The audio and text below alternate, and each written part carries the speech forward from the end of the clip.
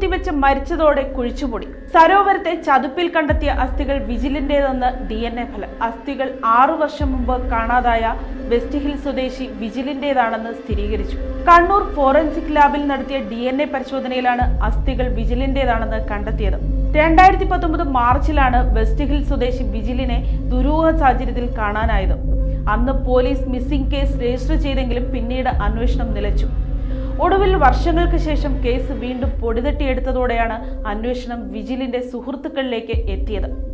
അമിതമായ ലഹരി ഉപയോഗത്തിനിടെ വിജിൽ മരിച്ചെന്നും പിന്നാലെ മൃതദേഹം സരോവരത്തെ ചതുപ്പിൽ കുഴിച്ചിട്ടെന്നുമാണ് സുഹൃത്തുക്കളായ KK നിഖിൽ, ദീപേഷ് എന്നിവർ മൊഴി നൽകിയത്. തുടർന്ന് ഇരുവരെയും പോലീസ് അറസ്റ്റ് ചെയ്യുകയും ഇക്കഴിഞ്ഞ സെപ്റ്റംബറിൽ സരോവരത്തെ ചതുപ്പിൽ നടത്തിയ തെരച്ചിലിൽ അസ്ഥികൾ കണ്ടെത്തുകയുമായിരുന്നു. 2019 മാർച്ച് 29-നാണ് ഏലത്തൂർ പോലീസ് വിജിലിന്റെ തിരോധാനത്തിൽ കേസ് രജിസ്റ്റർ ചെയ്തത്. ഇപ്പോൾ വരാമെന്ന് അമ്മയോട് പറഞ്ഞാണ് 2019 മാർച്ച് 24-ന് രാവിലെ വിജിൽ വീട്ടിൽ നിന്നും ഇറങ്ങിയത്. ഒരു സുഹൃത്തിന്റെ ഫോൺ കോൾ വന്നതാണ് വീട്ടിൽ നിന്ന് പോകാൻ കാരണം. സാധാരണ വീട്ടിൽ ധരിക്കുന്ന വേഷത്തിൽ ബൈക്കുമായി ഇറങ്ങിയ മകനോട് എവിടെ പോകുന്നുവെന്ന് അമ്മയുടെ ചോദ്യത്തിന് ഉടൻ വരാമെന്നായിരുന്നു മറുപടി. പകൽ പലതവണ അമ്മ വിളിച്ചപ്പോൾ ഉടൻ വരാമെന്ന് പറഞ്ഞ മകന്റെ ഫോൺ രാത്രിയോടെ സ്വിച്ച് ഓഫ് ആയതോടെ വീട്ടുകാർ ആശങ്കയിലായി. എന്നാൽ മുൻപൊരിക്കൽ വീട്ടിൽ പറയാതെ മുംബൈയിൽ പോയി മടങ്ങി വന്ന വിജിൽ അതുപോലെ യാത്ര പോയി കാണുമെന്നാണ് കുടുംബം കരുതിയത്. 3 ദിവസം കഴിഞ്ഞിട്ടും വിജിലിനെ കാണാതായതോടെ പിതാവ് പരാതിയുമായി എലത്തൂർ സ്റ്റേഷനിലെത്തി. മാൻ മിസ്സിംഗ് കേസ് രജിസ്റ്റർ ചെയ്ത് അന്വേഷണം തുടങ്ങി. എന്നാൽ അധികം വൈകാതെ കോവിഡ് നിയന്ത്രണങ്ങൾ വന്നതോടെ അന്വേഷണത്തിൽ പുരോഗതി ഉണ്ടായില്ല. അതിനിടെ പോലീസ് ഉദ്യോഗസ്ഥർ പലതവണ മാറി. ഓരോ മിസ്സിംഗ് കേസും കൊലപാതക സാധ്യത മുൻനിർത്തി അന്വേഷിക്കണമെന്ന നിർദ്ദേശം വന്നതോടെയാണ് വിജിൽ തിരോധാന കേസിലെ അന്വേഷണം ദ്രുതഗതിയിലായത്. ബന്ധുക്കളിൽ നിന്നും സുഹൃത്തുക്കളിൽ നിന്നും അന്വേഷണ സംഘം വീണ്ടും മൊഴിയെടുത്തു. തുടർന്ന് വിജിലിന്റെ മൊബൈൽ നമ്പർ കേന്ദ്രീകരിച്ചു വീണ്ടും അന്വേഷണം തുടങ്ങി. വിജിലിന്റെ അവസാന ടവർ ലൊക്കേഷൻ സരോവരമാണെന്നും ഇതേസമയം വിജിലിന്റെ സുഹൃത്തുക്കളായ നിഖിലും രഞ്ജിത്തും ദീപേഷും അവിടെ ഉണ്ടായിരുന്നെന്നും ടവർ ലൊക്കേഷൻ പരിശോധനയിലൂടെ പോലീസ് കണ്ടെത്തി. തുടർന്ന് നിഖിലിനെയും ദീപേഷിനെയും വീണ്ടും ചോദ്യം ചെയ്തു. പിന്നാലെ ഇരുവരും സത്യം വെളിപ്പെടുത്തുകയുമായിരുന്നു.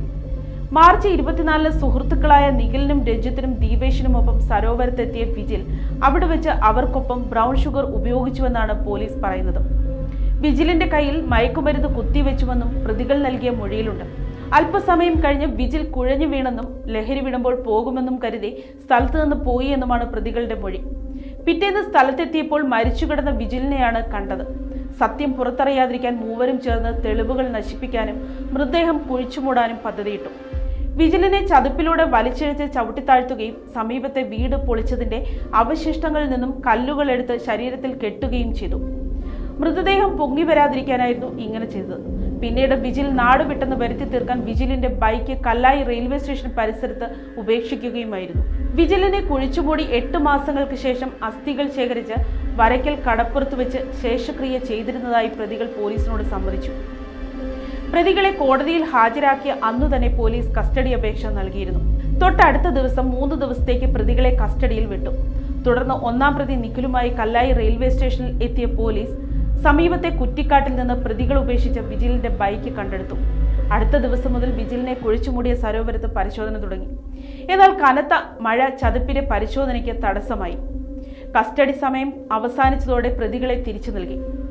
ഓണത്തിന് ശേഷം പോലീസ് പ്രതികളെ വീണ്ടും 5 ദിവസത്തേക്ക് കസ്റ്റഡിയിൽ വാങ്ങി. കൂടുതൽ സജ്ജീകരണങ്ങൾ ഒരുക്കി ചതുപ്പിലെ തിരച്ചിൽ പുനരാരംഭിച്ചു. 3-ാം നാൾ വിജിലിന്റെ ഷൂ കണ്ടെടുത്തു. പ്രതികൾ ഇത് വിജിലിന്റേത് തന്നെയെന്ന് സ്ഥിരീകരിച്ചു. തുടർന്ന് 50 മീറ്ററിലധികം ദൂരത്തെ ചെളിയും കല്ലും മരത്തടികളും കോരിമാറ്റി പരിശോധിച്ചു. പോലീസ്, ഫയർഫോഴ്സ്, മണ്ണുമാന്തി യന്ത്രങ്ങൾ, കടാവർ നായകൾ, സന്നദ്ധ പ്രവർത്തകർ ഉൾപ്പെട്ട വലിയൊരു സംഘം നടത്തിയ തെരച്ചിലിൽ 53 അസ്ഥിഭാഗങ്ങൾ, വസ്ത്രത്തിന്റെ അവശിഷ്ടങ്ങൾ, കെട്ടിത്താഴ്ത്തിയ കല്ലുകൾ, കയറുകൾ എന്നിവ കണ്ടെത്തി.